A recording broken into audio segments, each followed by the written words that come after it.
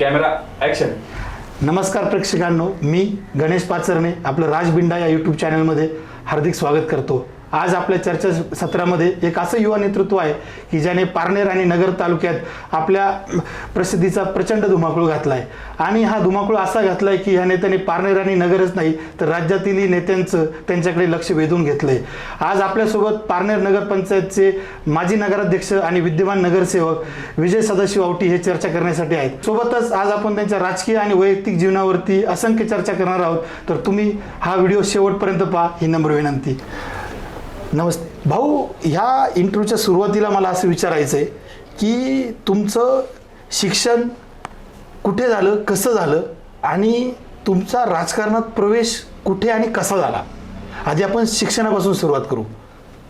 माझं शिक्षण पारनेर शहरामध्ये वरखेडमळ्यामध्ये 3रीपर्यंत झालं. त्याच्यानंतर पारनेरची झेडपीची शाळा आहे आपल्या दाभाडेवाड्यापाशी, मुलांची शाळा. त्या मुलांच्या शाळेमध्ये झालं 4थी. 5वी न्यू इंग्लिश स्कूल शाळेमध्ये झालं 5वी ते 10वी. आणि 10वी ते 11वी ते 12वी निवाड्सला झालं. अहमदनगर निवाड्सला, पारनेर निवाड्सला. हां. आणि त्याच्यानंतर FY ते TY हे पारनेर निवाड्सला झालं. तुम्ही कुठल्या शाखेत होता? म्हणजे कला, बी कॉमर्सला होतं. आणि आपला राजकीय प्रवासाला सुरुवात आपली ही कुठून आणि केव्हा झाली? माझी राजकीय सुरुवात ही माझ्या कुटुंबापासून. माझे चुलते 1999 साली ग्रामपंचायतला उभे होते, त्यावेळेस त्यांचा पराभव झाला. त्याच्यानंतर 2006 साली मी FYला असताना पारनेर निवाड्सचं UR पद हे माझ्याकडे येत होतं, पण मी त्यावेळेस सपोर्ट केला आणि माझ्या विचाराचं UR पारनेर कॉलेजमध्ये सलग 2 वर्ष राहिला. म्हणजे तुम्ही डायरेक्ट UR नव्हता, पण तुमच्या विचारांचा UR पारनेर हे साल 2006 आहे. हां, 2006. मग तिथूनच आपल्या तालुक्याच्या राजकीय प्रवासाला सुरुवात झाली की त्यानंतर झाली? तिथूनच माझी तालुक्यातील राजकारणाला सुरुवात झाली. कारण ज्यावेळेस मी पारनेरचं UR पद माझ्या सहकार्याकडे होतं, तेव्हापासून तालुक्यातील युवकांचं, कॉलेजच्या युवकांचं अडीअडचणी, जसं EST बसेस लेट होतात, कोणाला पास मिळत नव्हता, कोणाला शाळेला येण्यासाठी पैसे नसायचे, कोणाला घरी जाण्यासाठी गाडी नसायची. तर अशा छोट्या मोठ्या कामांच्यातून मी माझा संपर्क तेव्हापासून वाढवत गेलो. हे 2006ची गोष्ट आहे, बरोबर. मग त्यानंतर 2006 ते तुम्ही परत 2015चं इलेक्शन तुमचे बंधू लढले 15 नंबर वार्डमधून. मग 2006 ते 2015 तुम्ही राजकारणात इनॅक्टिव्ह होता की तुम्ही बिझनेसमध्ये ॲक्टिव्ह होता की कसं? तो प्रवास कसा होता तुमचा? बिझनेसमध्ये ॲक्टिव्ह होतो मी. 2010ला कॉलेज सोडलं. ओके. त्याच्यानंतर पारनेर नगरपंचायत स्थापन झाली 2013-14ला. मग त्याच्यानंतर आम्ही अपक्ष इलेक्शन लढलो. 2012च्या जी नगरपंचायतची ग्रामपंचायतची शेवटची इलेक्शन झालं जे पारनेर ग्रामपंचायतचं, त्यावेळेस पण तुमच्या घरातलं नाव चर्चेत होतं. पण त्यावेळेस तुम्ही म्हणजे फॉर्म भरला नाही की तुम्हाला काही, म्हणजे तुमचा त्यावेळेस तसा विचार नव्हता काही, फक्त नावच चर्चेत होतं तुमचं? त्यावेळेस नाव चर्चेत होतं, फॉर्म भरला नाही. कारण वडील म्हटले अजून थोडंसं, त्यांची सर्व्हिस पण बाकी होती बहुतेक त्यावेळेस, म्हणून तुम्ही त्यावेळेस भरला नाही. 2015चं इलेक्शन हे लढवायचं हे तुम्ही कधी ठरवलं आणि ते कसं ठरवलं की आपल्याला 2015ला अपक्षच इलेक्शन लढवायचं किंवा कुठल्या पक्षातनं नाही लढवायचं? त्याच्या काय आठवणी तुम्ही सांगा. 2015ला आम्ही इलेक्शन लढलो 14-15ला, बरोबर, नोव्हेंबर 2015ला. त्यावेळेस पारनेर नगरपंचायत स्थापन झाली होती, बरोबर. पारनेर नगरपंचायत स्थापन झाल्यानंतर माजी आमदार विजयराव आवटी साहेबांचा पारनेर शहरामध्ये दबदबा, तालुक्यामध्ये दबदबा होता. त्यावेळेस आम्ही त्यांच्याकडं 1-2-3 वेळा तिकीट मागायला गेलो, पण साहेबांनी त्यावेळेस नकार दिल्यानंतर आमचं कुटुंब पहिल्यापासून राजकारणात ॲक्टिवेट असताना आम्ही प्रत्येक वेळेस ग्रामपंचायतला वेगवेगळ्या उमेदवारांना मदत केली होती. मग आमचं कुटुंब म्हटलं का म्हणजे माझे चुलते वडील, चुलत भाऊ म्हणले की बाबा आपण आता इलेक्शन लढलं पाहिजे, आपण प्रत्येकाला मदत करतोय, ह्यावेळेस आपल्याला कोण मदत करतंय आपण ते बघू. मग त्याच्यानंतर आवटी साहेबांकडे गेलो. आवटी साहेबांनी आम्हाला तिकीट नाकारलं. तिकीट नाकारल्यानंतर सगळे म्हणले बा आपण आपली ताकद चेक करू. मग अपक्ष फॉर्म भरला. अपक्ष फॉर्म भरल्यानंतर सगळ्यात कमी वयाचा उमेदवार म्हणून सगळ्यात जास्त मतांनी त्यावेळेस निवडून आला, तो पण अपक्ष. मग 2015ला तुमचं तिकीट नाकारलं, पण 2014चं जे आमदारकीचं इलेक्शन होतं विधानसभेचं, त्यावेळेस तुम्ही त्यावेळेसचे जे स्टँडिंग आमदार आहे विजयराव आवटी यांचंच काम केलं की त्यावेळेस तसं नव्हतं काय? त्यावेळेस साहेबांचं ओपन काम केलं ना. त्यावेळेस तुम्ही साहेबांचं ओपन काम केलं, सा- पण तरी पण तुमचं तिकीट 2015च्या इलेक्शनला नाकारलं. आपली मला असं वाटतं जेवढं मला आठवतं की 103 मतांचं त्यावेळेस तुमचं लीड होतं, म्हणजे 113 मतांचं लीड होतं. तर तेव्हा माझ्या मते प्रचंड मोठा विजय तुमच्यासाठी आणि तुमच्या कुटुंबाला राजकारणात आणण्यासाठी तो एक निर्णायक क्षण होता त्यावेळेसचा, म्हणजे माझ्या दृष्टीने. मग 2015 ते 2020 मध्ये नगरसेवक नंदकुमार आवटी यांच्या रूपाने आपण त्या वार्डमध्ये 14 असेल किंवा 13 असेल 15 असेल इथे कुठले महत्त्वाचे कामं केले, आणि पॅरलली असा दुसरा सब क्वेश्चन असा आहे की त्याच्यासोबत जे तुमचं तालुका लेवलला काम चाललं होतं त्याच काळात हे कसं चालू होतं, आणि ते आपण नगरपंचायतच्या माध्यमातून कुठले काम केले त्यासोबत? माझा विषय असा होता का ज्यावेळेस मी पारनेर कॉलेजला होतो त्यावेळेस माझ्याबरोबरचे जेवढे पोरं कॉलेजमध्ये होते तेवढ्यांशी माझा चांगले संबंध होते. BCom असो, BSc असो, BA असो, सगळ्या मुलांबरोबर माझे कॉन्टॅक्ट चांगले होते. ओके. पारनेर नगरपंचायतच्या इलेक्शनच्या वेळेस त्या सगळ्या मित्रांनी मला मदत केली होती. ओके. त्याच्यानंतर मदत केल्यानंतर ज्यावेळेस आम्ही अपक्ष इलेक्शन लढलो, अपक्ष इलेक्शन लढून जास्त मतांनी सगळ्यात जास्त मतांनी निवडून आलो. पण ती नगरपंचायत स्थापन झाल्यानंतर त्यावेळेस अशी परिस्थिती होती का राष्ट्रवादी 5 सीटं, सॉरी राष्ट्रवादी 3 सीट होते, राष्ट्रवादी 2 होते, काँग्रेस 1 होतं आणि अपक्ष 5 होते, असे 8-9 नगरपंचायत झाली होती. बरोबर. मग त्यावेळेस आम्ही सत्तेत जाऊन आवटी साहेबांच्या पॅनलकडे जाऊन त्यावेळेस त्यांच्या विचाराचं नगराध्यक्ष आपल्याला बांधकाम समितीचं सभापती पण भेटलं होतं 1-1.5-2 वर्षासाठी, ते पण आपल्याकडे होतं. पण त्या माध्यमातून आपण वार्डामध्ये कसे कामं केले वगैरे, त्या माध्यमातून आपण गावामध्ये कामं केली, पूर्ण गावामध्ये. आणि माझा कॉन्टॅक्ट त्यावेळेस कॉलेजच्या मुलांबरोबर असल्यामुळं तालुक्यात पण मी मुलांची कामं, तहसील असो, पोलीस स्टेशन असो, मोजणी ऑफिस असो, कुठला तलाठी ऑफिस असो, सगळ्या ठिकाणी मी मुलांबरोबर त्यांच्या घरच्यांबरोबर माझे संबंध पहिल्यापासून आहेत. साहेब, जे 2019चे इलेक्शन झालं विधानसभेचं त्यावेळेस आपण जे विद्यमान आमदार आहेत यांना बरीच मदत केली किंवा वेगवेगळ्या प्रकारची मदत केली अशा तालुक्यात चर्चा आहेत अजून सुद्धा. तर मला तुमच्या तोंडून ऐकायचं की ही मदत तुम्ही कशी केली 2019च्या इलेक्शनला? 2019च्या आमदारकीच्या इलेक्शनला ज्या वेळेस जे विद्यमान आमदार आहेत त्यांचे आणि आमच्या कुटुंबाचे संबंध आले, म्हणजे वैयक्तिक माझे ज्यावेळेस संबंध आले त्यावेळेस मी एक असा विचार केला होता का हा माणूस गरीब कुटुंबातला आहे, त्यांना कुठेतरी न्याय दिला पाहिजे. त्या अनुषंगाने त्यांची आणि माझी जवळीक वाढली.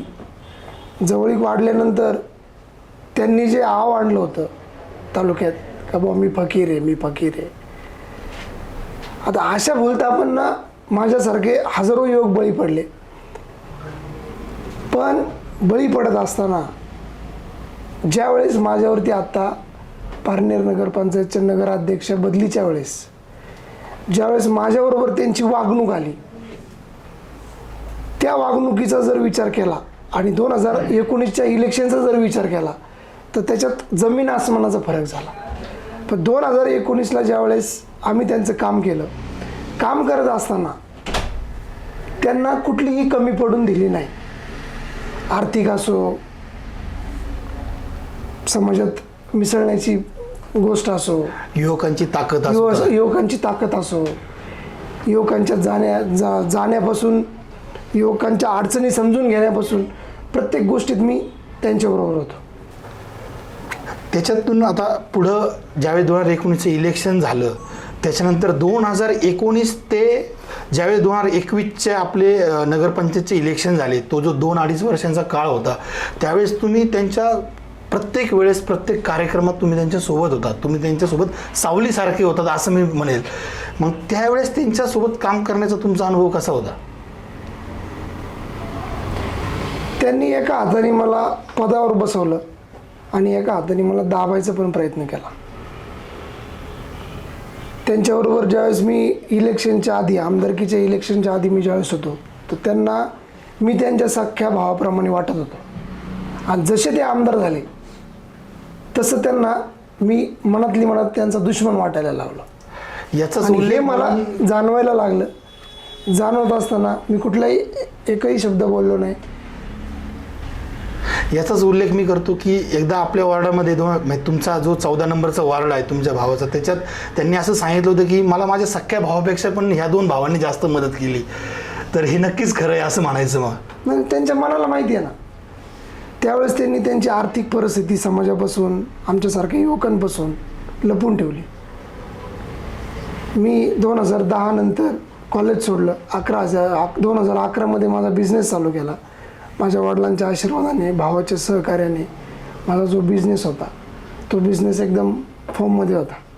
पण जसं मी यांच्या नादी लागलो, बिझनेस माझा बंद पडला आणि माझ्याबरोबर माझ्या वडिलांची जी पुंजी आहे आणि मी माझ्या भावाने जी साठवलेली पुंजी होती, ती यांनी शब्द टाकला का मी त्यांच्याकडं. आजही आपला बिझनेस बंद आहे. तो आजही बिझनेस आपला बंदच आहे ना. बिझनेस बंद आहे. कोर्टामध्ये केस चालू आहे. त्याच्यानंतर जे 2021चं जे इलेक्शन होतं, त्याच्या जे नगरपंचायतचं इलेक्शन, त्याच्या खूप वेगवेगळ्या चर्चा होत्या की आधी असं बोललं जायचं की तुम्ही वार्ड नंबर 16मधनं उभं राहणार आहेत, नंतर असं बोललं जायचं तुम्ही वार्ड नंबर 15मधनं उभं राहणार आहेत, नंतर असं झालं की आरक्षण पडलं, मग तुम्ही आधीच आरक्षण वेगळं होतं, आरक्षण परत चेंज झालं, मग तुम्ही 14मधनं उभे राहणार होते, नंतर तुम्ही 13मधनं उभं राहिलात. त्यानंतर हे कधी ठरवलं की तुम्ही इलेक्शन लढणार आहे, हा माझा पहिला प्रश्न.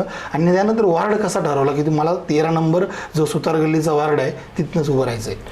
ज्या वेळेस पारनेर नगरपंचायतचं इलेक्शन लागलं 2022 21-22ला 21-22चं, त्यावेळेस मी 14 नंबर प्रभागातून उभा राहणार होतो आणि माझ्या बंधूची मंडळी ही 13मध्ये उभी राहणार होती.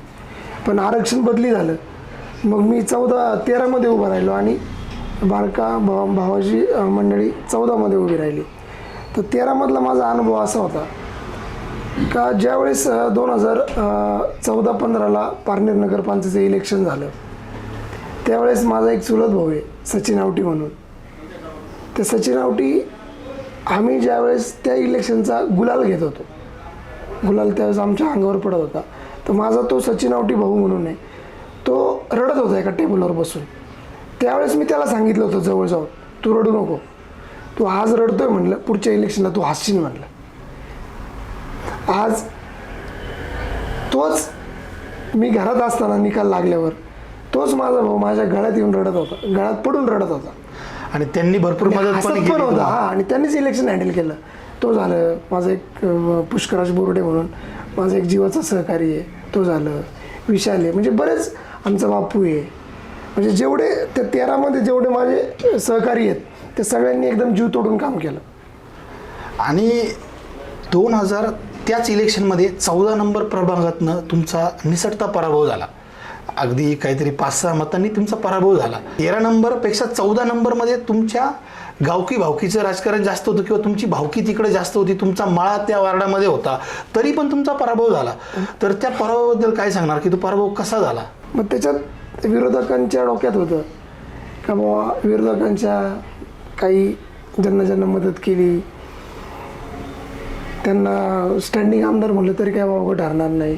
त्यांच्या पण डोक्यात असावं कदाचित का 14 आणि 13 हा प्रभाग यांचा पडला म्हणजे यांचा राजकारणातून विषय संपला. पण त्यावेळेस आम्हाला वार्डात, माझ्या वार्डात 13 नंबर वार्डामध्ये माझ्या सर्व सहकाऱ्यांनी इलेक्शन हातात घेतलं होतं. तर मी त्या वार्डामध्ये नवीन असल्यामुळं प्रभाग क्रमांक 14मध्ये लक्ष द्यायला वेळ नाही मिळाला. आणि त्या प्रभागामध्ये कामं आमची अशी होती का त्या प्रभागाची तालुक्यात चर्चा होती. तालुक्यात चर्चा असताना असं वाटलं नव्हतं का त्या प्रभागात आमचा पराजय होईल. पराजय होत असताना ज्या वेळेस बाकीच्या प्रभागांच्यातले लोक, विरोधक म्हणा, माजी आमदार म्हणा, त्यांचा पॅनल होता.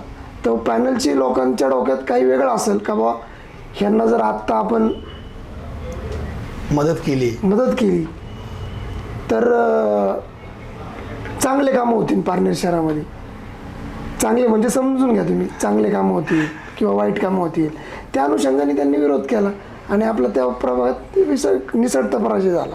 आता जे येणारं पुढचं इलेक्शन असेल, तुम्ही तो प्रभाग परत लढवणार किंवा तुमच्या विचाराचा माणूस तिथे लढणार? 100%. आज लिहून घ्या, त्या प्रभागात परत माझ्या विचाराचा माणूस निवडून आलेला असेल. असं त्यावेळेस जे 2 टप्प्यात इलेक्शन झालं, त्यात आणखीन पण एक अशी चर्चा होती की जे माजी आमदार आहेत त्यांच्या पत्नी त्या इलेक्शनमध्ये उभ्या होतात, तर तुम्ही त्यांच्या विरोधात पण इलेक्शन लढणार असा चंग बांधला होता असं मी ऐकलं, तर हे खरं होतं का? हा, हे खरं होतं. म्हणजे तुम्ही विचार केला होता त्यांच्या विरोधात जाऊन केला लढण्याचा? होता. पुढचा त्याला जोडून माझा प्रश्न असा आहे की त्या इलेक्शन नंतर एक साधारणतः 1-1.5 महिन्याच्या कालांतरानंतर नगरपंचायत अध्यक्षाचं आरक्षण पडलं, ओपन पुरुष, आणि तुम्ही नगराध्यक्ष झालात. तर भरपूर जणांची इच्छा होती तुम्ही नगराध्यक्ष व्हावं, त्यापेक्षा बऱ्याच जणांची इच्छा अशी पण होती नगरसेवकांची की तुम्ही नाही व्हावं. म्हणजे सर्वसामान्यांची इच्छा होती की तुम्ही नगराध्यक्ष व्हावं, आणि तुमच्या सोबतचे जे नगरसेवक होते किंवा तुमच्या पक्षातले पण असतील ज्यांची इच्छा होती तुम्ही नाही व्हावं, तर ती जुळवाजुळव तुम्ही कशी केली? 2019ला मी ज्यावेळेस पारनेर शहरामध्ये काम केलं त्यावेळेस मी प्रत्येक कुटुंबाशी माझं रिलेशन आलं होतं. प्रत्येक कुटुंबात मी जायचो, त्यांना पारनेरच्या अडीअडचणी जाणून घ्यायचं, वातावरण जाणून घ्यायचं, आणि आत्ताचे विद्यमान आमदारांचे विचार काय आहेत. विद्यमान आमदार सर्वसामान्य कुटुंबातले आहेत, त्यांना आपण मदत केली पाहिजे, अशा अनुषंगाने मी प्रत्येक कुटुंबात सहभागी झालो होतो. मग त्या लोकांनी मला तिथं सगळ्यात जास्त मतांनी पारनेर शहरामध्ये माझा विजय केला. पण विजय करत असताना ज्यावेळेस पारनेर नगरपंचायतीचं इलेक्शन लागत असताना ज्या सहकाऱ्यांनी मला 2019च्या आमदारकीच्या इलेक्शनला विद्यमान आमदारांसाठी मदत केली, तिकीट वाटपाच्या वेळेस माझ्या विचाराचा एकही माणूस त्या नगरपंचायतीमध्ये तिकीट त्याला दिलं नाही. त्याचं कारण का नवीन लोक विद्यमान आमदारांपाशी संघटित झाले.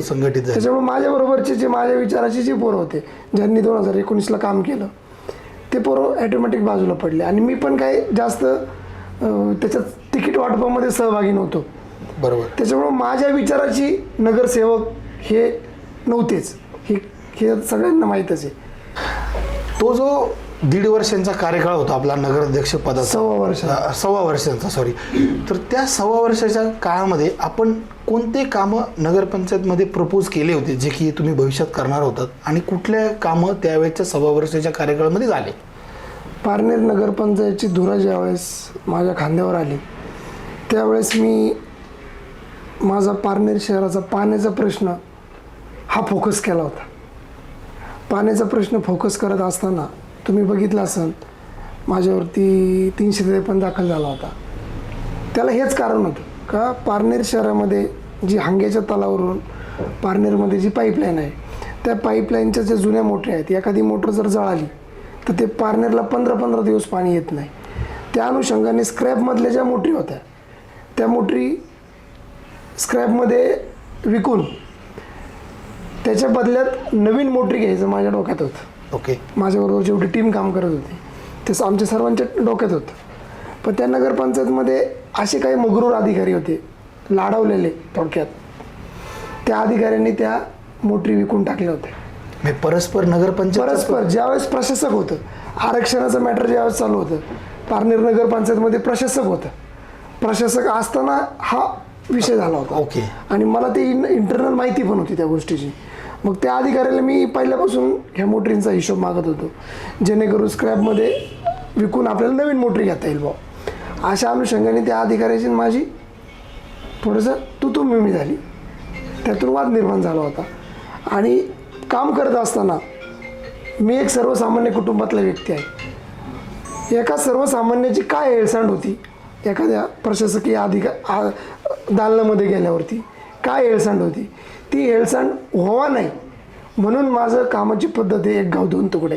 ओके. काम करत असताना मला रिझल्ट लगेच लागतो. मग पारनेर नगरपंचायतची धुरा एवढ्या विश्वासाने माझ्या खांद्यावर आली. ते काहीतरी वेगळा नवीन मुलगा या नात्याने सर्वांनी माझ्यावरती विश्वास ठेवला होता. जनतेने म्हणा, विद्यमान आमदारांनी म्हणा, नगरसेवक सहकाऱ्यांनी म्हणा. तर मला कुठंतरी हे पाण्याचा विषय मार्गी लावणं गरजेचं होतं. माझ्याकडे टायमिंग पण कमी होता. 1.25 वर्षात माणूस काहीच करू शकत नाही. पहिलं माझे 8 महिने तर याच्यातच गेले, इकडं पळ आणि तिकडं पळ. बरोबर. त्याच्यातनं तुम्हाला खूप मानसिक त्रास पण झाला. खूप मानसिक त्रास झाला, पण काय नाही, ती कॅपॅसिटी माझ्यात सहन करायची. त्यानंतर 1.25 वर्षाने तुम्ही राजीनामा दिला आणि एक नवीन नगराध्यक्ष पारनेरला मिळाला. तर सध्याच्या नगरपंचायतचं जे कामकाज चालू आहे याच्याबद्दल तुम्ही काय सांगणार की ती कसं चालू आहे किंवा तुम्हाला त्याच्यात काय त्रुटी जाणवतात? माझी एकच अपेक्षा आहे का पारनेर शहर हे एक मोठं खेड आहे. त्या खेड्याला कुठंतरी एक शहराचं रूप आलं पाहिजे.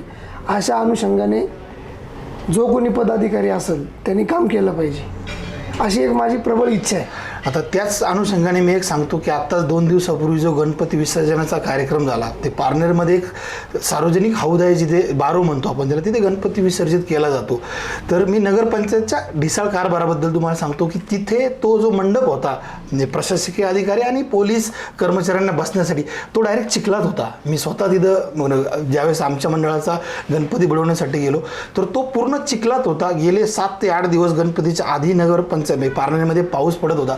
तर नक्कीच नगरपंचायत त्याचं मॅनेजमेंट करू शकत होते, तिथं चांगली व्यवस्था करू शकत होते. तेवढी नगरपंचायतमध्ये कॅपेबिलिटी आहे असं मला वाटतं. म्हणजे हे मी त्याच्यात एक सप्लिमेंट म्हणून जोडतो. त्याच्यामध्ये मला आयडिया नाही, कारण मी तिथं गेलोच नाही आणि नगरपंचायतमध्ये पण माझं थोडंसं आता जाणं कमी झालंय. ओके.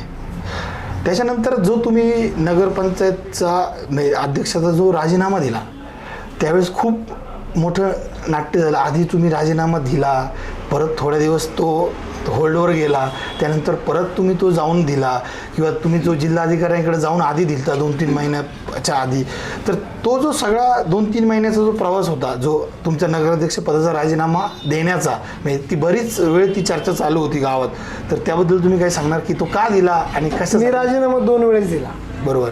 ज्या वेळेस माझ्यावरती 353 दाखल झाला, माझा जामीन झाला आणि लगेच लागोपाठ 420 दाखल झाला. बरोबर. माझ्यावरती ज्या वेळेस 420 दाखल झाला त्यावेळेस मी शॉक झालो, कारण विद्यमान आमदार हे मी त्यांच्या विचाराचा होतो. बरोबर. माझी अपेक्षा होती, सत्ता राष्ट्रवादी काँग्रेसची होती, माझी अपेक्षा होती का त्यांनी कुठेतरी ह्या गोष्टी थांबवल्या पाहिजे. मग राजकारणात समजा राजकारणात असताना ज्या माणसाचं आपण मनापासून काम केलं, त्याला आपला भाऊ मानला, त्याला आपलं सर्वस्व दिलं, त्या माणसानी माझ्यावरती खोटा गुन्हा दाखल होतोय. ती खरेदी खत जे होतं त्या खरेदी खतामध्ये 3 नंबरचा साक्षीदार मी होतो आणि 1 नंबरचा आरोपी मला केलं होतं. ओके. त्यावेळेस ह्या गोष्टींकडं त्यांनी दुर्लक्ष केलं. मग दुर्लक्ष करत असताना एवढं सगळं करून माझा इतिहास पूर्ण पारनेर तालुक्याला माझ्या कामाचा इतिहास माहीत आहे का मी विद्यमान आमदारांबरोबर बरोबर कसं काम केलं, त्यांना कसं सपोर्ट केला. मग त्यांचं पण कर्तव्य होतं ज्या वेळेस एखादा अधिकारी माझ्या कार्यकर्त्याला जर खचवायचा प्रयत्न करत असेल, अरेरावीची भाषा करतोय, खोटे गुन्हे दाखल करतोय, तर विद्यमान आमदारांचं काम होतं त्यांना विचारायचं. विरोधक तर विरोधक करणारच आहे, पण विद्यमान आमदारांनी मला सपोर्ट केला नाही म्हणून वैतागून त्यावेळेस मी राजीनामा दिला. पण तसा राजीनामा देत असताना तो राजीनामा माझा मंजूर झाला नाही. त्याच्यानंतर परत माझा जामीन झाला. जामीन झाल्यानंतर मी पारनेर शहरामध्ये गेलो. मी परत 4-5 महिने व्यवस्थित काम केलं. काम करत असताना विद्यमान आमदारांनी जे पदांचा बाजार मांडून ठेवला आहे 1.25 वर्षाचा, ते 1.25 वर्षाची वेळ आल्यानंतर मला राजीनामा मागितला. त्यावेळेस माझी अशी अपेक्षा होती का पारनेर शहरामध्ये ज्या अपेक्षेने लोकांनी मला निवडून दिलं, आमदारकीला त्यांना मतदान केलं, त्या अपेक्षेने त्यांनी मला सपोर्टिव्ह भूमिका घेतली पाहिजे होती. माझी अशी अपेक्षा होती. माझ्या डोक्यात जर काही राजकारण असतं तर मी ज्यावेळेस तिकीट वाटप होतं त्याच वेळेस माझ्या विचाराचे 4-5 लोक मी त्या ठिकाणी टाकून ठेवले असते. पण मला पुरेपूर विश्वास आमदारांवर होता. माझ्या नगरसेवक सहकाऱ्यांबद्दल माझा काही विरोध नाही, त्यांना त्यांच्या दोष देणं मला योग्य पण वाटत नाही. कारण की ते ज्यावेळेस आमदारकीचं इलेक्शन होतं त्यावेळेस पण नव्हते, ज्यावेळेस तिकीट वाटप झालं त्यावेळेस ते त्या ठिकाणी त्यांच्याबरोबर आले. ज्यावेळेस ते तिकीट वाटप झालं त्यावेळेस तुम्ही तुमच्या विचारांचे लोक त्यात नव्हते, याचा तुम्हाला तोटा झाल्यासारखं वाटतं आता मला नाही तोटा झाला, माझ्या पारनेर शहराला त्या गोष्टीचा तोटा झाला. मी तुम्हाला आत्ताच सांगितलं का पारनेर शहर एक मोठं खेड आहे, त्याला आपल्याला शहरात रूपांतर करायचं. बरोबर. त्या विचाराने मी काम करत होतो आणि मला कुठंतरी थांबवलं गेलं. पदाचा बाजार मांडल्यामुळं मला थांबवलं गेलं. त्यातनं तुम्ही त्या पक्ष म्हणजे त्यांच्यापासनं पण बाहेर गेलात, म्हणजे विद्यमान आमदारांपासून तुम्ही फारकत घेतली. त्याच अनुषंगातून मला असं विचारायचं की तुम्ही प्रत्येक वेळेस सत्तेच्या विरोधात असता असं का? म्हणजे तुम्ही लास्टचे जे विद्यमान आमदार होते, माजी आमदार, त्यांच्यासोबत गेलात, त्यांच्या विरोधात गेलात. आत्ताचे जे करंट आमदार आहेत त्यांच्यासोबत होतात, आता त्यांच्या पण विरोधात गेलात. तर हे असा ऊन सावलीचा खेळ का होतो? ज्या वेळेस आम्ही पाठीमागचे आमदार आवटीसाहेब होते, आम्ही त्यांच्या विरोधात गेलो त्याचं कारण म्हणजे माझं स्टोन क्रशर आहे. बरोबर. स्टोन क्रशर यांनीच फोन करून सांगितलं का स्टोन क्रशर बंद करा. ज्यावेळेस आम्ही त्यांच्याकडे गेलो त्यावेळेस आम्हाला त्यांच्या वागण्यातून, त्यांच्या मुलाच्या वागण्यातून असं जाणवलं गेलं का ज्यावेळेस आम्ही नगरपंचायत लढलो अपक्ष, ते त्यांना कुठंतरी खुपलं म्हणून त्यांनी तो प्रयोग केला असावा. ते जर खुपलं असतं तर त्यांनी तुम्हाला सोबत पण घेतलं नसतं ना सुरुवातीलाच, ज्यावेळेस आधी इलेक्शन झाले आणि तुम्ही परत त्यांना त्यावेळेस गरज होती ना. ओके, त्यांना त्यावेळेस गरज होती. 5 अपक्ष होते, 2 राष्ट्रवादी, 1 काँग्रेस, म्हणजे 8-9 अशी भूमिका झाली होती. पण काही लोक पारनेर शहरामधले ज्यांना धनधांडगे म्हणू आपण, ओके, असे काही लोक, त्यांना पण त्यावेळेस तिकीट दिलं नव्हतं. बरोबर. त्यांना असं वाटलं होतं का विजय आवटींना का ही नगरपंचायत आपल्या हातातून सुटेल. बरोबर. त्या अनुषंगाने ज्या माणसाला त्यांनी तिकीट नाकारलं त्याच माणसाला पहिला फोन केला. मग आपण पण एवढे मोठे नव्हतो का आपल्या गावातील एक पारनेर तालुक्याचं प्रतिनिधित्व करणाऱ्या माणसाला नाही म्हणणं हे आपल्याला कुठेतरी शोभत नव्हतं, म्हणून आपण त्यांच्याकडे गेलो. ते बोलवणं त्यांच्याकडनं आलेलं, त्यांच्याकडून आलो होतं. ओके. म्हणून आपण त्यांच्याकडे गेलो. त्यांच्याकडे गेल्यानंतर जे 2.5 वर्ष आमच्या बरोबर जी वागणूक घडली त्या वागणुकीला हे बघा, माझं आणि माझ्या वडिलांचं असं म्हणणं आहे पहिल्यापासून का जो अन्याय करतो त्याच्यापेक्षा जो अन्याय सहन करतो तो खरा मूर्ख म्हणावा लागेल. मग आमची फॅमिली अशी का अन्यायाला आम्ही कायमस्वरूपी वाचा पडतो.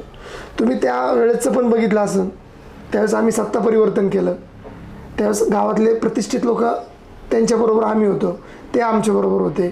त्या बिचाऱ्यांनी पण एकदम व्यवस्थित पारनेर शहरामध्ये काम केलं. आणि ज्या वेळेस 2.5 वर्ष पूर्ण झालं आम्ही लंकेसाहेबांबरोबर गेलो, त्याच्यानंतर कंटिन्यू आम्ही त्यांच्याबरोबर काम केलं. काम करत असताना मी माझ्या कुटुंबाची त्या ठिकाणी माझ्या कुटुंबावरती तुळशीपत्र ठेवलं, पण त्यांना मी एकदम खंबीरपणे साथ दिली. हे तालुक्याला माहिती आहे ओव्हरऑल. आता मी माझ्या तोंडाने सांगत नाही का मी त्यांना कशी साथ दिली, त्यांना काय पुरवलं, काय नाही पुरवलं, त्यांच्याकडे काय होतं, त्यांनी काय आव्हानलं होतं, हे मी सांगणार नाही, कारण की लोकांना माहिती आहे. मग ज्या वेळेस त्यांच्यावर वेळ होती, त्यांच्यावर वेळ असताना आपण सर्वस्व देऊ शकतो. ज्यावेळेस माझी इच्छा होती का पारनेर शहरासाठी काम करावं, मी त्यांच्याकडून इच्छा बाळगली, तर त्यांनी माझी तुलना पैशात केली. ओके. पैशात तुलना करत असताना ह्या गोष्टी कुठेतरी खटकल्या, माझ्यासारख्या युवकाला खटकल्या. मी प्रामाणिकपणे राजीनामा दिला. राजीनामा दिल्यानंतर ते ज्या भाषेत माझ्याबरोबर बोलले, मी तुझ्यामुळे आहे का, तू काय केलं माझ्यासाठी, तू कोण आहे, ह्या गोष्टीत, ह्या भूमिकेत ते बोलायला लागले. हे जे तुम्ही वाक्य सांगतायत हे असेच होते? तू माझ्यासाठी माझ्याकडे प्रूफ आहे त्या गोष्टींचा. ओके. माझ्याकडे प्रूफ आहे त्या गोष्टींचा. ज्या वेळेस त्यांच्यावर वेळ होती, माझ्यावर वेळ आली, माझी इच्छा काय होती का माझ्या पारनेर शहरांनी लोकांनी माझ्यावरती जो विश्वास ठेवला आहे त्या विश्वासाला प्राप्त होण्यासाठी माझ्या डोक्यात काय नंतर कुठली इलेक्शन नव्हतं. माझ्या डोक्यात होतं जेवढं साहेब सांगतील स्टँडिंग आमदार तेवढंच आपण करायचं, आपण काय जास्त डोकं लावायचं नाही. पण ज्या वेळेस राजीनाम्याची वेळ आली त्यावेळेस मला वेगवेगळ्या प्रकारचे लोक, वेगवेगळे माझे सहकारी, गावातले लोक येऊन भेटायला लागले का विजू अजून तू थोडे दिवस वाढून घे, तुझे काही दिवस वायाला गेलेत अजून दिवस वाढून घे, म्हणजे अजून पारनेर शहराला एक वेगळी दिशा भेटेल. तुम्हाला सगळ्यात महत्त्वाचं मी पारनेर शहराचं दुसरं काम सांगतो. पहिलं काम म्हणजे पारनेर शहरामध्ये पाण्याचा नारळ फुटणार, हे माझं ड्रीम प्रोजेक्ट होता. ओके. दुसरं काम मध्ये पारनेर शहरामध्ये 12 ज्योतिर्लिंग आहे. पारनेर शहर म्हणजे प्रतिकाशी आहे, प्रतिकाशी म्हणून ओळखलं जातं. इथून लोक उज्जैनला जातात, इथून लोक भीमाशंकरला जातात, इथून लोक काशीला जातात. तर माझी एक इच्छा होती का पारनेर शहरामध्ये रोज नवीन लोक येण्यासाठी पारनेर शहर हे 12 ज्योतिर्लिंगांचं स्थान आहे. आमच्याकडं मंगळाचं एक गणपती आहे गणेशखिंडी रोडला. बरोबर. मग गणेशखिंडीमध्ये मंगळाचा गणपती आहे. तो मला वाटतं काशीनंतर पारनेरमध्येच आहे, ज्याच्यात सेनापती बापट भूमिगत झाले होते. यस, ते पारनेर. त्या पारनेरमध्ये वेगवेगळे लोक दर्शनासाठी यावे ज्योतिर्लिंगांच्या, असं माझ्या डोक्यामध्ये कल्पना होती. ती कल्पना अशी होती की पारनेर शहराचा इतिहास 3000 वर्षापूर्वीचा इतिहास मी काढलेला आहे, माझ्याकडं तो आहे. पण तो काढलेला इतिहास आहे, त्या इतिहासाला जर कुठं उजाळा दिला, मंदिरांना कुठंतरी उजाळा दिला, तर पारनेर शहरामध्ये महाराष्ट्रातून लोक येतील, जेणेकरून रिक्षा चालू होतील, छोटे मोठे स्टॉल लागतील, हॉटेल्स चांगले असतील, लॉजिंग चांगली असेल, पर्यटन सुधारेल, पर्यटन स्थळ हे माझं पारनेर शहर झालं असतं. जेणेकरून बेरोजगार पोरं आहेत, त्या बेरोजगार पोरांना कुठंतरी न्याय भेटला असता आणि त्यांना रोजगार उपलब्ध करून देण्याची मला संधी भेटली असती. म्हणून मी ह्या गोष्टी विद्यमान आमदारांना सांगत होतो का बाबा मला अजून 6 वर्ष माझ्या गावासाठी काम करायचं आहे. काय चुकीचं आहे याच्यात? यात काहीच चुकीच नाही. यातून मी एक सांगतो की ही जी तुमची इच्छा आहे ही नक्कीच पूर्ण होईल आणि पारनेर एक 12 ज्योतिर्लिंगांचं स्थान म्हणून एक पर्यटन क्षेत्रात नक्कीच वाटचाल करेल. तर याला जोडून एक मला आणखीन एक पुढचं तुम्हाला विचारायचं होतं की यानंतर जे तुमच्या तालुक्यातले प्रचंड दौरे चालू झालेत, जे की माझ्यासारखा एक तरुण सोशल मीडियावरती पाहतो की तुम्हाला तालुक्यातनं मिळणारा हा जो प्रचंड जो प्रतिसाद आहे, तर याच्या मागचं काय धोरण आहे, काय विजन आहे? ज्या वेळेस मी तुम्हाला मगाशीच सांगितलं का माझं संघटन माझ्या कॉलेजपासून आहे. बरोबर. ज्या वेळेस विद्यमान आमदारांवरती वेळ आली, आम्ही रस्त्यावर उतरलो. रस्त्यावर उतरत असताना माझं जे जुनं संघटन आहे ते संघटन, माझे नवीन मित्र, माझ्या मित्रांचे मित्र, ह्या युवकांना मी एक स्वप्न दाखवलं होतं. जी आपली पारनेर सुपा MIDC जी आहे त्या सुपा MIDCमध्ये बेरोजगारांना रोजगार उपलब्ध करून दे. ते मी विद्यमान आमदारांच्या कानावर पण घातलं होतं का साहेब, माझ्याबरोबरची जी पोरं आहेत, माझ्या पारनेर शहरातली पोरं असतील, माझ्या पारनेर तालुक्यातील पोरं असतील, त्या पोरांना आपण कुठंतरी पायावरती उभं केलं पाहिजे. म्हणून मी त्यांना शब्द पण टाकला होता का साहेब, या सुपा MIDCमध्ये आपल्या पारनेर तालुक्यातील पोरांनी पोट भरलं पाहिजे, जेणेकरून त्यांचं उदरनिर्वाह होईल, लग्न होतील, ते त्यांच्या कुटुंबाकडे लक्ष देऊ शकतात, आईवडिलांकडे लक्ष देऊ शकतात, बहिणीचं लग्न करू शकतात. अशा अनुषंगाने जे जे शब्द मी दिले होते, ज्या वेळेस मी राजीनामा दिला, राजीनामा दिल्यानंतर मी 2 दिवस बाहेर गेलो. मला राजीनामा देत असताना खूप वाईट वाटलं होतं का बा आपण काम करतोय, काम करत असताना आपण कामाची अपेक्षा बाळगतोय का बाबा मला आमदारांनी साथ द्यायला पाहिजे होती ह्या गोष्टीत. आणि आमदार सांगू शकत होते ते बाकीच्या नगरसेवकांना, पण आमदारांना ते करायचं नव्हतं. मग त्या अनुषंगाने मी राजीनामा दिला. राजीनामा दिल्यानंतर मी 2 दिवस बाहेर गेलो. बाहेर गेल्यानंतर मी परत पारनेर शहरामध्ये आलो. पारनेर शहरामध्ये मी ज्यावेळेस आलो त्यावेळेस मला माझे सहकारी सगळे भेटायला लागले का विजू आपल्याला थांबायचं नाही, आपल्याला थांबायचं नाही, आम्ही तुझं काम बघितलं आहे, तुला कामाला वेळ भेटला नाही, तुझे 5-6 महिन्याचा जे कालावधी गेला तुझा पारनेर शहरामध्ये, तू ते काम केलं, ते आम्ही बघितलं. तर तू जे आम्हाला शब्द दिले होते, तुझे ज्येष्ठांना, महिला मंडळींना जे तू शब्द दिले होते, आमच्यासारख्या युवकांना तू जे शब्द दिले होते, ते शब्द जरी ह्या प्रतिनिधींनी पूर्ण केले नाही, तर तुझ्या रूपाने आपण 2024ला ते आपण तुझ्यासारख्या कार्यकर्त्याला न्याय देऊ आणि तू ते काम करशील असं आम्हाला वाटतं. म्हणून मी आज गावोगावी दौरे काढलेत आणि मी कुठल्याही युवकाला फोन केला नाही, तू माझी सभा घे रे, तू माझी मिटिंग घे रे. प्रत्येक पोरं त्या ज्या गावातल्या पोरांच्या सभा झाल्या, 173 गाव आहेत. 173 मधल्या कमीत कमी आत्तापर्यंत 100 ते 125 गावांमध्ये मी कॉर्नर सभा घेतल्या, युवकांच्या सभा घेतल्या. तर त्या पोरांनी होऊन मला फोन केला, युवक सहकाऱ्यांनी मला होऊन फोन केला. मग त्याच्यानंतर मी गावोगावी जायला लागलो. मला युवकांच्या अडचणी कळायला लागल्या. युवकांमध्ये गेलो, अडचणी कळणारच ना, त्या अडचणी कळायला लागल्या. मग आमचं ठरलं का आपल्याला तालुक्यामध्ये युवक संघटन बांधलं पाहिजे आणि युवकाला कुठेतरी न्याय दिला पाहिजे. या संघटनेच्याच भावनेतून मला तुम्हाला असं विचारायचं की तालुक्यात आज एक वेगवेगळे प्रतिष्ठान काम करतात, म्हणजे विद्यमान आमदारांचं पण एक प्रतिष्ठान आहे किंवा बाकीचे पण प्रतिष्ठान काम करतात. तसं एक विजय आवटी यांचं एक प्रतिष्ठान येत्या काळात आम्हाला पारनेर तालुक्यात पाहायला मिळेल का, की असा काही आपला प्लॅन आहे का? आता प्रतिष्ठान म्हणलं तर मी पण एक प्रतिष्ठानचा तालुका अध्यक्ष होतो, पण ते काम करत असताना प्रतिष्ठानमध्ये पण राजकारण केलं. ओके. ज्या वेळेस मी काम करत असताना दाखवायला एक प्रतिष्ठान आणि बाकीच्या गोष्टी सांभाळायला एक प्रतिष्ठान, मी दाखवण्याच्या प्रतिष्ठानमध्ये होतो आणि दाखवण्याच्या प्रतिष्ठानमध्ये होतो. पण दाखवत असताना मी ग्राउंडवरती झोपडी जाऊन काम केलं. पण काम करत असताना जे ग्रामपंचायत सोसायटींचे जे इलेक्शन येतात, त्या इलेक्शनमध्ये काय झाले तालुक्यामध्ये हे माझ्यासारख्या कार्यकर्त्याला माहीत आहे. माझी अशी भूमिका आहे, प्रतिष्ठान वगैरे न करता एखादं सोशल फाउंडेशन उघडायचं, ते फाउंडेशन मार्फत सोशल कामं करायची.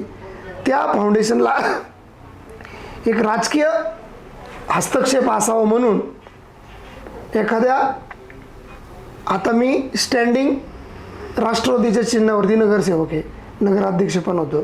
मी काय अजून पक्ष सोडला नाही किंवा राजीनामा दिला नाही पक्षामधला.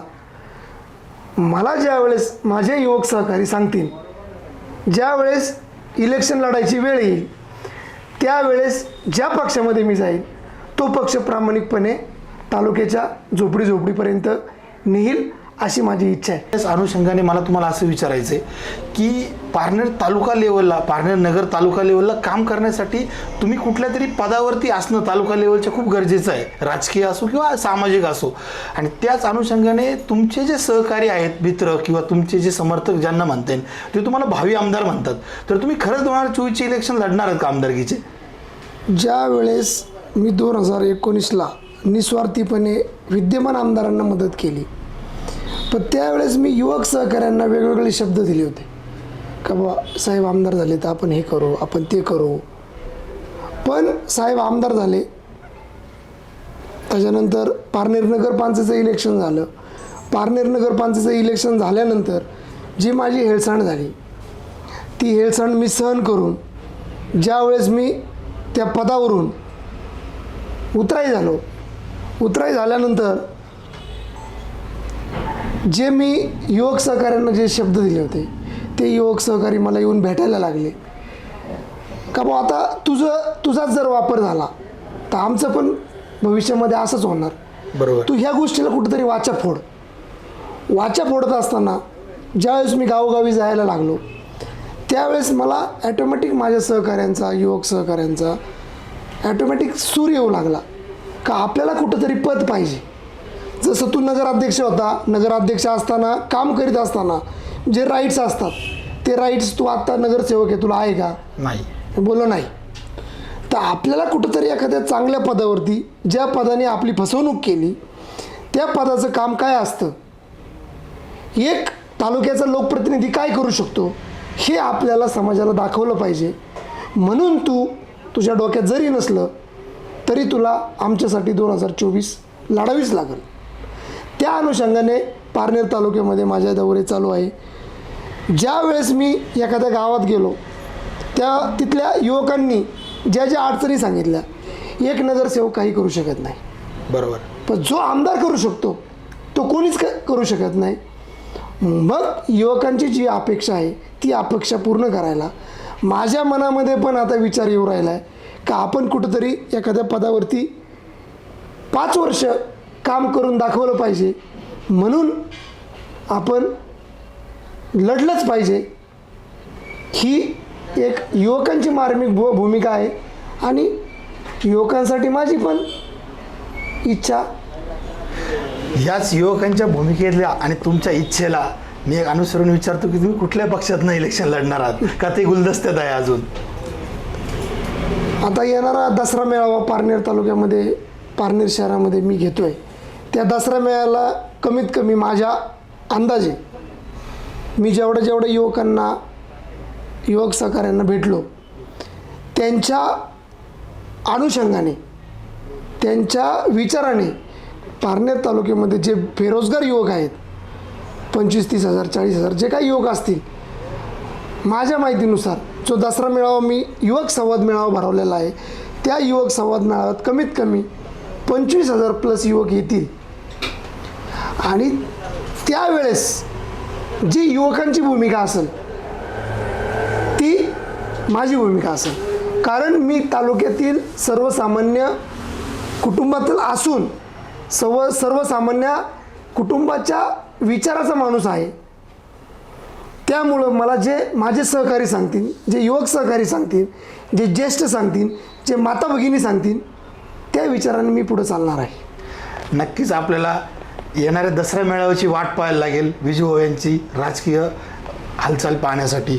तर याच्यानंतर आणखीन एक खूप चर्चा होते ह्या वाक्याची की नगरपंचायतच्या इलेक्शन नंतर की आधी मला का आठवत नाही, पण एकदा विद्यमान आमदार तुम्हाला मिनी आमदार असं बोलले आणि तेव्हापासून तुमची पॉप्युलॅरिटी म्हणजे तुमची जी क्रेज आहे ती तालुक्यात वाढली हे असं विरोधक बोलतात. ते हे खरं आहे का? ज्या वेळेस विद्यमान आमदारांनी त्यांच्या भावना व्यक्त केल्या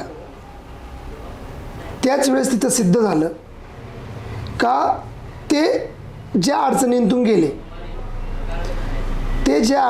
गेले त्या अडचणींना त्यांना फेस करायचं असताना मी त्यांच्याबरोबर कसा खंबीर उभा राहिलो, उभं राहत असताना त्यांना मी कसा सपोर्ट केला, त्यांच्याबरोबर मी सुखादुःखात त्यांच्या अडचणीच्या काळामध्ये कसा राहिलो हे ते त्यांच्या उद्गारांमधून समाजाला दिसून येत आहे.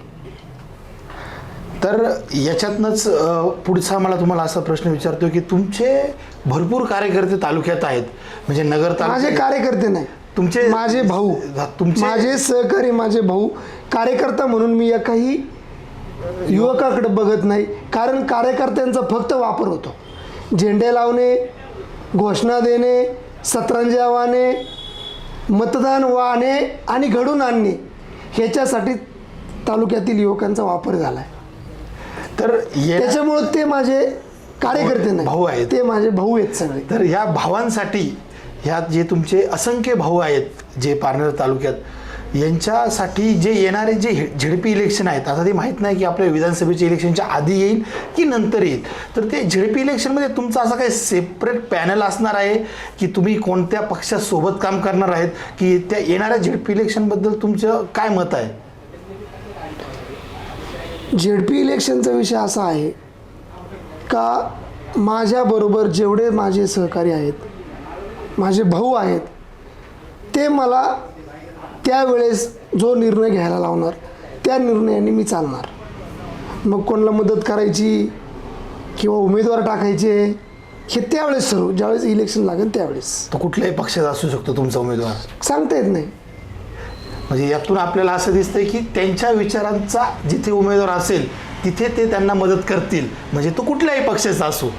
मी तुम्हाला आत्ता सांगितलं का गावागावातले माझ्याबरोबर जे सहकारी आहेत ते सहकारी सांगतील तसं. तुमच्यासोबत खूप सारे युवक जोडले गेले तुमच्या या सामाजिक कामात, खूप प्रचंड तुम्हाला प्रतिसाद मिळतो तालुक्यातनं. तर म्हणजे युवक तुमच्यासाठी मी म्हणेल की वेडे आहेत, की ते विजूभाऊंसाठी मी काय करू आणि काय नको असं त्यांना होतं. तर तुम्हाला मिळणाऱ्या प्रेमाबद्दल तालुक्यातून युवकांच्या तर तुम्ही काय सांगाल? जो पारनेर तालुक्यामध्ये ज्या माझ्याबरोबरचे जे युवक सहकारी आहेत त्या युवकांना मी प्रत्येक भाषणात सांगत असतो. ज्यावेळेस आमच्या आता घोंगडी बैठका चालू आहेत, त्या घोंगडी बैठकांमध्ये मी सांगत असतो का आपल्याला कुठं वाईट वळणाला जायचं नाही, कुठं कोणाला त्रास द्यायचा नाही, कुठे कोणाला आरेरावी करायची नाही, कोणावरती दगडफेक करायची नाही, एकाही युवकावरती केस झाली नाही पाहिजे, एकाही युवकाला त्रास झाला नाही पाहिजे, जेणेकरून त्याच्या आईवडिलांना त्रास होईल, त्याच्या फॅमिलीला त्रास होईल. असं न वागता जो आपला पारनेर तालुका वेगळ्या दिशेला गेला आहे त्याला ट्रॅकवर आणणं हे आपलं काम आहे. युवक जर खंबीरपणे पायावर उभं राहिला, युवक जर ट्रॅकवर आला, तर माझ्या पारनेर तालुक्यामध्ये या त्या कालावधीमध्ये एखादी जर सोयरी कडून येणार असेल तर अभिमानाने लोक म्हटले पाहिजेत मुलीकडचे का मला माझी मुलगी पारनेर तालुक्यामध्ये द्यायची. असं एक वातावरण ह्या पारनेर तालुक्यामध्ये घडवून आणायचे ही माझ्याबरोबरच्या सहकाऱ्यांची अशी भावना आहे. म्हणून युवक तुमच्यासोबत जोडले जातात असं तुम्हाला म्हणायचं आहे? युवकांना पायावरती उभे केलं, युवकांचे ऑटोमॅटिक संसार बसणार. आज असे काही युवक आहेत का त्यांचं 30-30 वय झाले, त्या बिचाऱ्यांचे अजून लग्न नाही. लग्न का नाही? का त्यांना कुठं नोकरी नाही, कुठं धंदा करायला वाव पण नाही, भांडवल नाही. अशा गोष्टी आहेत. म्हणून युवक आज त्या गोष्टीला कंटाळून माझ्याबरोबर माझ्या विचाराला जोडत आहेत. ह्याच विचारांना जोडत असताना तुम्ही जे सांगितलं की त्यांच्यावरती म्हणजे केस वगैरे असं नाही झालं पाहिजेत, पण तेच जर कट्टू आपण अपोजिटला पाहिलं तर विरोधक तुमच्या विरोधात तर भरपूर काड्या करत असतात. तुम्हाला तर त्रास देण्याचा भरपूरच प्रयत्न करतात तालुक्यातून. हे तर मी कित्येक दिवसापासून पाहतो. पारनेर तालुक्यामध्ये ज्या वेळेस मी विद्यमान आमदारांबरोबर काम करत असताना त्या विचारावरती मी काही दिवस काम केलं. काम करत असताना त्यांनी जो युवकांचा वापर केला, युवक हा माझा पारनेर तालुक्यातला देशोधडीला लागलेला आहे. ते युवक त्याच विचाराने न राहता माझ्या विचाराला कसे जुळतं मिळतं घेतील त्या विचाराने आम्ही काम करतो आहे. युवक माझ्याबरोबर येत आहेत. तुम्हाला त्याचा रिझल्ट आपल्या दसरा मेळाव्याला दिसेल का पारनेरमध्ये युवकांचं किती मोठं संघटन भूतो ना भविष्य त्या दिवशी तुम्हाला ते दिसून येईल. ज्या वेळेस आम्ही आमदारकीचं इलेक्शन पार पाडलं त्याच्यानंतर पारनेर तालुक्याचे आमदार एवढे हवेत गेले का त्यांना पारनेर तालुक्यात काय अडचणी आहेत हेच समजाना. पारनेर तालुक्यामध्ये तुम्ही बघितलं असेल युवक, शेतकरी वर्ग, महिला भगिनी आणि ह्याच्यामध्ये जे वेगवेगळे समाज आहेत, समजा धनगर समाज आहे. आता मी धनगर समाजाशी एकदम जवळीक आहे, माझी सगळ्या समाजांबरोबर जवळीक आहे. पण त्यातली त्यात मी त्या युवकांबरोबर ज्यावेळेस संवाद साधला त्यावेळेस त्यांचं आरक्षण असेल, त्यांच्या वेगळ्या अडचणी असेल, जातीचे दाखले असतील, आधार कार्ड असतील, नाव नोंदणी असेल, शाळेच्या अडचणी असतील, त्यांचे घरकुलांच्या अडचणी असतील, त्यांच्या वेगवेगळ्या अडचणी, त्यांच्या बकराच्या अडचणी असतील.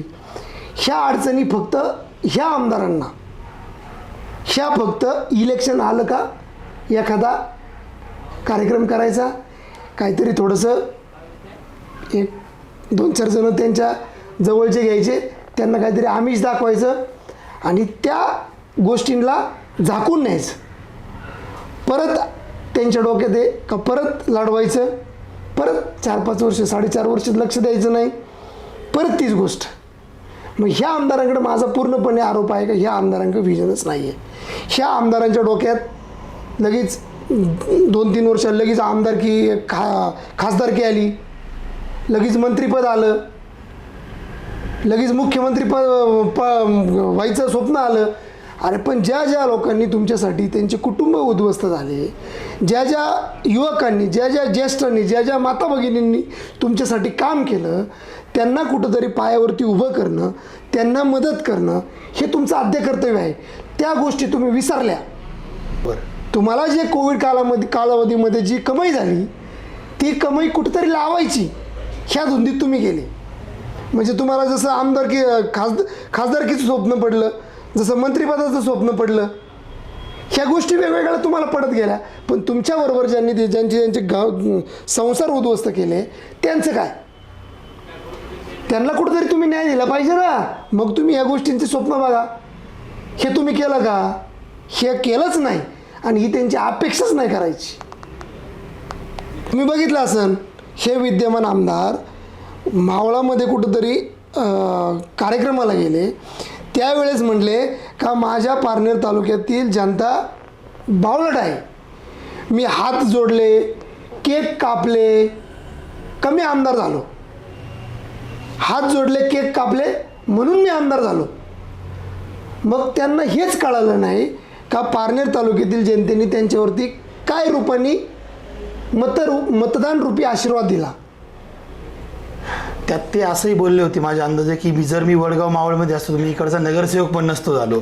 म्हणजे ते त्यांच्या तोंडाने त्यांनी कबूल केलं का बाबा माझ्या पारनेर तालुक्यातील, नगर तालुक्यातील जनतेला मी कसाही वेड्यात काढू शकतो.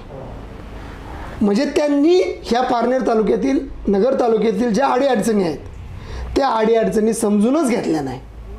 फक्त छान छान करणे, गळ्यात हात घालणे, पाठीवर हात ठेवणे एवढंच केलं त्यांनी कामं केलेच नाही. आता जे वेगवेगळे निधी आलेत, स्मशानभूमी असन, रस्ते असतील, त्यांचे सभामंडप असतील, हे फक्त नारळ फोडू राहिलेत. जिथं 1000 नारळ फुटले असतील तिथं फक्त त्यांनी 10 कामं केली असतील. म्हणजे ही फार लाजिरवाणी गोष्ट आहे का हे आमदार, ह्या आमदारांना पारनेर तालुक्यातील जनतेचं काही घेणं देणं नाही हे त्यांनी त्यांच्या तोंडाने कबूल केलं. उमेश भाऊ, हे जे तुमचे तालुक्यात दौरे चाललेत किंवा जे तुम्हाला युवकांचा प्रतिसाद मिळतोय किंवा तुम्ही जे बोललात की मी येणाऱ्या 2024चं जे विधानसभा इलेक्शन आहे त्यात तुम्ही नक्कीच ते लढणार आहात, तर तुमचं या सगळ्या तालुक्याबद्दलचं विजन काय आहे? म्हणजे काय या तालुक्यात कमी आहे आणि जिथं तुम्हाला जायचं आहे, ज्या कमीमध्ये तुम्हाला हात घालायचा आहे आणि ती कमी तालुक्याची पूर्ण करायची? आता आपण विजनचा जर विचार केला तर पारनेर तालुक्यामध्ये मी पहिलं लहान मुलांपासून चालू करतो. पारनेर तालुक्यामध्ये लहान मुलांना जे प्राथमिक शाळा आहेत त्या प्राथमिक शाळा आपण डिजिटल केल्या पाहिजे. कारण पारनेर तालुक्यामध्ये असं आहे का प्रत्येकाची परिस्थिती नाही आहे का प्रायव्हेट शाळांमध्ये आपण मुलं घालू शकतो. मग त्याच्यामुळं आपण प्राथमिक शाळा ज्या आहेत, झेडपीच्या वगैरे ज्या शाळा आहेत त्या शाळा आपण डिजिटल करणार, जेणेकरून माझ्या सर्वसामान्य कुटुंबातील विद्यार्थ्याला तिथं प्रायव्हेट शाळांसारखं शिक्षण घेता आलं. त्याच्यानंतर ज्या वेळेस माझे बालगोपाळ शाळेत चांगलं शिक्षण घेतील, त्यानंतर तुम्ही नंतर बघितलं असेल माझा अजेंडा आहे युवकांना सक्षम करणं. सुपा MIDCमध्ये अशा काही कंपन्या येत आहेत जॅपनीज हब, जेणेकरून माझ्या पारनेर तालुक्यातील युवकांना मुंबई पुण्यासारख्या ठिकाणी जाऊन आपल्या घरापासून लांब राहून, आपल्या आईवडिलांपासून लांब राहून जे जॉब करावा लागतो तो माझ्या पारनेर तालुक्यामध्ये सुपा MIDCमध्ये आपण त्यांना उपलब्ध करून देऊ शकतो. म्हणजे तुम्ही बघितलं असेल, तुम्ही शाळा व्यवस्थित केल्या तर तुमचे युवक सहकारी, छोटी मुलं शाळेमध्ये शिक्षण घेऊन ते कॉलेजमध्ये, पारनेर तालुक्यातच कॉलेज पण चांगले आहेत, शिक्षण संस्था पण आपण उभारणार आहोत, जेणेकरून इंजिनिअरिंग, डॉक्टरकी, वेगळे कोर्स MBA असतील, MBA असेल, असे काही जे कोर्सेस आहेत ते पारनेर तालुक्यामध्येच उपलब्ध होतील. असं आपण पारनेर तालुक्यामध्ये करणार आहे, जेणेकरून MIDCमध्ये पारनेर तालुक्यातीलच युवक त्या ठिकाणी सक्षम होतील, युवक तिथं काम करतील. त्याच्यानंतर तुम्ही बघितलं असेल दुसरं आपला पारनेर तालुक्यामध्ये, नगर तालुक्यामध्ये शेतकरी वर्ग जास्त आहे. तुम्ही जर शेतकऱ्यांना दिवसा लाईट पुरवली, लाईट कंटिन्यू पुरवली, तर तुमचं उत्पन्न वाढणार आहे. बरोबर. ज्यावेळेस पाणी असतं तर त्यावेळेस लाईट नसती, ज्यावेळेस लाईट असते त्यावेळेस पाणी नसतं. पाण्यासाठी पण मी पारनेर तालुक्यामध्ये काम करणार आहे. माझ्याकडं ब्लूप्रिंट आहे का पारनेर तालुक्यामध्ये पाणी कसं आणू शकतो, पण ती मी आज दाखवणार नाही. त्याच्यावरती पण मी काम करणार आहे. माझ्या माता भगिनी असतील, माझ्या भगिनी असतील का त्यांना घरातच रोजगार करता येईल. एखाद्या आपण कंपनीशी टाईप करून, तुम्ही बघितलं असेल आमच्या इकडं टोमॅटोचं उत्पन्न, कांद्याचं उत्पन्न जास्त होतं. मग त्यालाच कुठंतरी मार्केट जवळपास इंडस्ट्रीज उभ्या करून त्यालाच कुठंतरी आपण, समजा टोमॅटो असेल, त्या टोमॅटोला त्याची पावडर करून एखादी छोटीशी इंडस्ट्री एखाद्या कंपनीबरोबर टाईप करून तिथली तिथंच ॲडजस्टमेंट करून देणं शेतकऱ्यांना. तरकारी बाजार असेल, आता पारनेर नगरपंचायतमध्ये मी काम केलं, मी जनावरांचा बाजार भरवला. बरोबर. जनावरांचा बाजार भरवल्यानंतर मला जर अजून कालावधी भेटला असता तर मी तरकारी बाजार पण पारनेर शहरामध्ये चालू करणार होतो, जेणेकरून माझा पठार भागावरचा शेतकरी आहे त्याला कुठं शिरूर, पुणा, ठाणे, वाशी मार्केट, नाशिक मार्केट, नगर मार्केट इकडं जावं लागतं, तर ते कुठंतरी पारनेर तालुक्यामध्येच होणार होतं. ही मी माझी कल्पना विद्यमान आमदारांना सांगितली होती.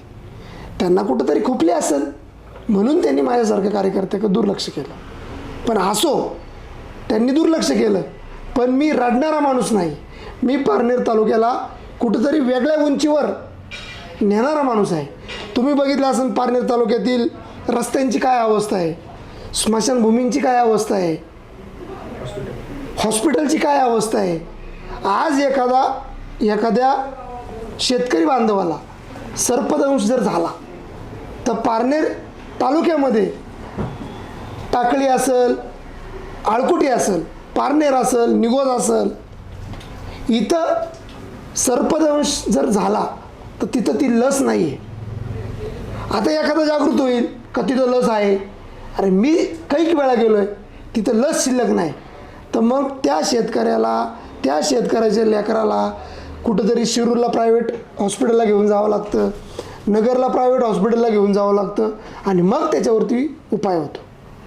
तसंच एखादं कुत्रं चावलं, एखादं पिसळलेलं कुत्रं चावलं, ती जी लस असती ती लस पण त्या ठिकाणी भेटत नाही.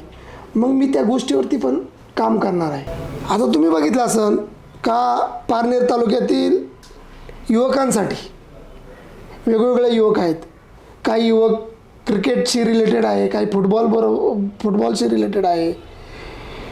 काही युवकांना पोलीस भरती करायची, आर्मी भरती करायची, तर त्यांना पारनेर तालुका सोडून बाहेर जावं लागतं. तर ह्या सगळ्या गोष्टी पारनेर तालुक्यामध्ये कशा उपलब्ध होतील ह्याच्यावरती मी काम करणार आहे. माझ्या पारनेर तालुक्यातील युवक हा पारनेर तालुक्यातच घडला पाहिजे. पारनेर तालुक्यातच, आता माझे असे सहकारी आहेत का ते प्रो कबड्डीमध्ये सहभाग घेणार आहेत, ते कोचिंग करत आहेत. अशा युवकांना कुठंतरी एक कबड्डीचं ग्राउंड उपलब्ध करून देणं, ग्राउंड करून देणं, ह्या पण अशा अनेक गोष्टी माझ्या डोक्यामध्ये आहे.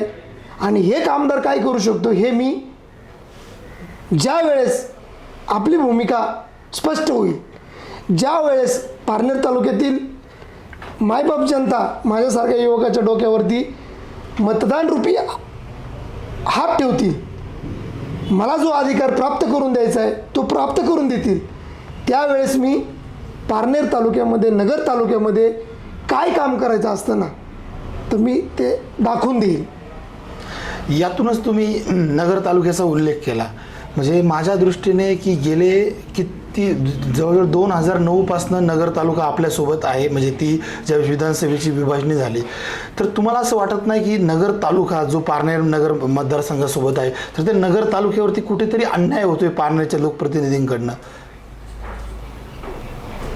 मी ज्यावेळेस आता नगरमध्ये 43 गावांमध्ये, नगर ग्रामीण 43 गावांमध्ये मी ज्यावेळेस फिरतो, त्यावेळेस मी ज्या ज्या ठिकाणी गेलो आहे त्या ठिकाणी मला एक वेगळा सूर आहे का बा आमचा फक्त वापर केला गेला, आम्हाला फक्त छान छान केलं, आम्हाला परत कुठल्याही विचारात, कोणत्याही कामाच्या विचारात घेतलं नाही, आमचा फक्त कुठंतरी एक मतदान करून घेणं आणि आमचा मतदान झाल्यानंतर आमच्याकडे दुर्लक्ष करणं, अशा त्या लोकांच्या भूमिका आहेत. त्या लोकांवरती अन्याय 100% झालेला आहे, पण तो कुठंतरी आपण भरून काढणार आहे. त्याची काळजी त्या लोकांनी करू नये. जसं तुम्ही आत्ता बोलताना सांगितलं की तुमच्या तालुक्याच्या व्हिजनबद्दल की तुम्हाला मतदानरूपी आशीर्वाद दिल्यानंतर आपण ही कामं करणार आहोत, पण त्याच्या आधीच आपलं जे जनसंपर्क कार्यालय आहे जे पारनेर शहरात स्थित आहे, तर त्याची एक टॅगलाईन आहे की अहोरात्र जनतेसाठी. तर त्या कार्यालयातनं आत्ता सध्या कशा प्रकारचे आणि कसे कामं होतात? आज माझ्याकडे कुठलाही अधिकार नाही आहे. माझ्याकडे ज्यावेळेस नगरपंचायतचं नगरसेवक पद आहे ते एक लिमिटेड कामांसाठी, त्यानंतर नगराध्यक्षपद आलं ते पण एक लिमिटेशन आलं.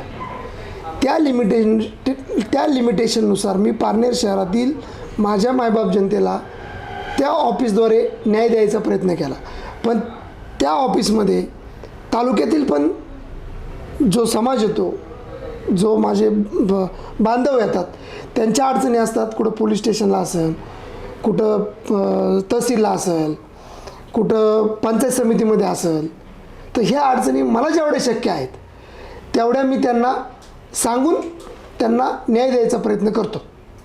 आत्ता तुम्ही जसं सांगितलं की जे तहसीलचे किंवा जे काम असतात कागदोपत्री ते आपल्या ऑफिसमधनं मार्गी लागतात. जे मागच्या काळामध्ये माझ्या जे निदर्शनामध्ये आलं की पारनेर शहरामध्ये किंवा पारनेर तालुक्यामध्ये जर जो आपला लग्नाचा दाखला असतो तो पारनेर ग्रामीण रुग्णालयात काढायला लागतो आणि तो तिथे ॲप्लिकेशन दिल्यानंतर 3-3 महिन्यांनी मिळतो, कारण की तिथे अधिकारी सही करायला नाही आहेत. त्यातला व्यक्ती मी स्वतः आहे की मी माझं लग्न 24 जूनला झाले, मी 25 जूनला त्याचं रजिस्ट्रेशन केलं, मला अजूनही तो मिळालेला नाही. आणि मी आत्ता लास्ट टाईम तिथे व्हिजिट केली मागच्या आठवड्यात, त्यांनी सांगितलं की अजून आम्ही सह्याच घेतल्या नाहीत. तर एवढा ढिसाळ कारभार कसा चालतो या तालुक्यामध्ये? तुम्ही बघितलं असेल तालुक्यामध्ये लोकप्रतिनिधी आणि सरकारी अधिकारी हे जे रिलेशन आहे, लोकप्रतिनिधी आणि सरकारी अधिकारी हे एका बैलगाडीचे 2 चाकं आहेत. बरोबर. ह्या प्रतिनिधींनी जर कामं करून घेतले नाही, सरकारी पदाधिकाऱ्याला जर तुम्ही त्यांच्याकडून जर मार्गदर्शन करून जर काम करून घेतलं नाही, तर मला एक सांगा, त्यांच्यावरती होल्ड कोणाचा राहणार आहे का? नाही. तुम्ही बघितलं असेल, इथून पाठीमागचे आपले आमदार आहेत, त्या आमदारांचा जो वचक होता तो ह्या प्रतिनिधींचा नाही आहे. बरोबर. जेणेकरून तुम्ही जे म्हणला तुमची जी हेळसांड होती तीच प्रत्येक माणसाची हेळसांड होती. तिथं असं आहे, ज्याचा वशिला त्याचं कुत्र काशीला, अशी गंमत त्या ठिकाणी आहे. ती गंमत येत्या कालावधीमध्ये मोडीत काढायचा प्रयत्न माझा प्रामाणिकपणे असणार आहे. जर माझ्या युवक सहकाऱ्यांनी, माता भगिनींनी, ज्येष्ठांनी माझ्यासारख्या कार्यकर्त्यावरती जर विश्वास ठेवला तर प्रशासन कसं चालवायचं हे मी महाराष्ट्राला दाखवून देईल, अशी एक माझी भूमिका आहे. जसं मगाशी तुम्ही बोललात की लोकप्रतिनिधी आणि अधिकारी हे एकाच बैलगाडीचे 2 चाकं आहेत, तर मध्ये मध्ये अशी चर्चा होती की अधिकारीच कार्यकर्ते झालेत, तर हे खरं आहे का? आता ते समाजाला दिसतंय, त्याच्यात मी बोलणं वावगं ठरणार नाही. समाजाला त्या गोष्टी दिसत आहेत, त्याच्यामुळं समाजानेच विचार करायचा का येणाऱ्या काळामध्ये आपण काय केलं पाहिजे. जी आपण अपेक्षेने ह्या प्रतिनिधींना सगळ्यात जास्त मताधिक्याने निवडून दिलं, ते प्रतिनिधी आपल्याबरोबर जेव्हा आपण त्यांना निवडून दिलं आत्तापर्यंत ते कसे वागले ह्याच्यावरून समाजाने समजून घेतलं पाहिजे का बा आता आपल्याला माणूस कसा पाहिजे. आता आपल्याला माणूस कसा पाहिजे हे आपल्याला 2024च्या इलेक्शनमध्ये नक्कीच तालुका दाखवून देईल की त्यांना माणूस कसा पाहिजे. तर आपण त्यावेळेस पाहूयाच की तालुक्यात काही बदल घडतायत की तालुक्याचा ओघ मतदान रूपी कशा स्वरूपात असेल. या इंटरव्ह्यूच्या शेवटात मला तुम्हाला असं विचारायचं आहे, हा जो तुमचा सगळा प्रवास आहे यात तुम्हाला तुमच्या घरच्यांची कशी मदत होते किंवा तुमच्या घरच्यांचा कसा सहभाग असतो तुमच्या या सगळ्या प्रवासात? ज्या वेळेस मी राजकारणामध्ये पाऊल ठेवलं, माझा भाऊ पहिला नगरसेवक झाला.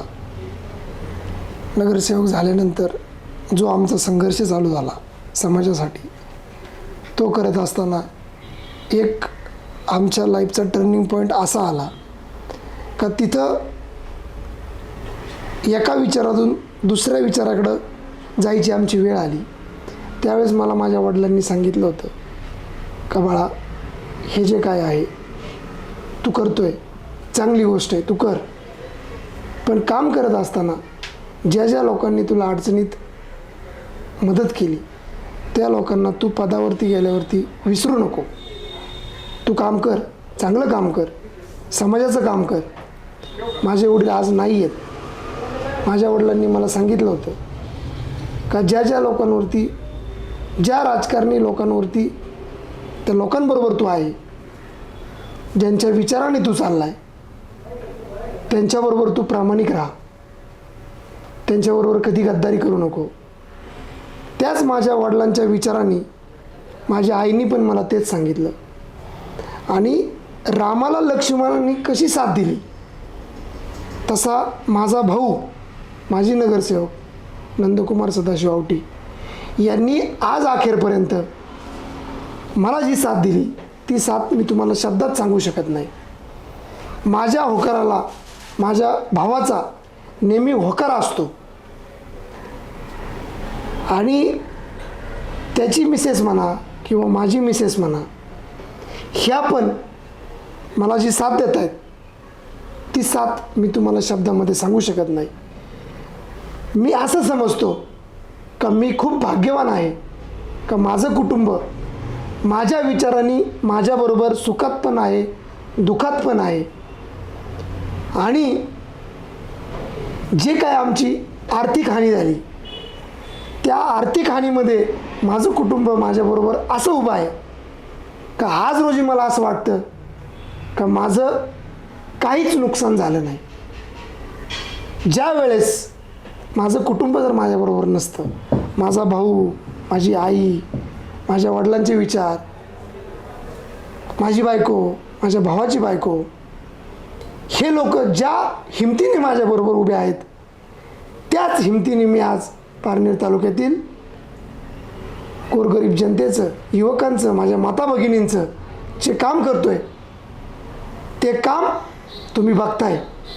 तोच आशीर्वाद मला व माझ्या कुटुंबाला आहे. आणि येणाऱ्या कालावधीमध्ये काम काय असतं, कुटुंबाची साथ काय असती, सहकार्यांची काय साथ असती, ती साथ तुम्हाला थोडी थोडी करून दिसेल. एवढंच मी या ठिकाणी सांगू शकतो. विजय भाऊ, आजही मी पाहतोय की तुमच्या हातावरती आत्ताचे जे विद्यमान आमदार आहेत त्यांचा, ज्याला आपण टॅटू म्हणतो, तो टॅटू आहे.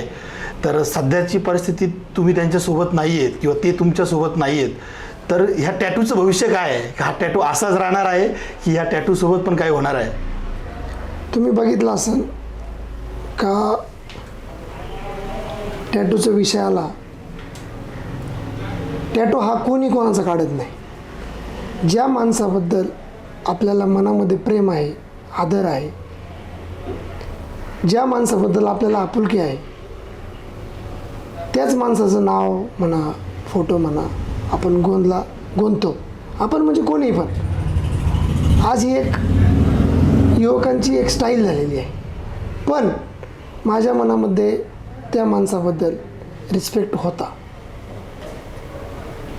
ज्या वेळेस समाजामध्ये काम करत असताना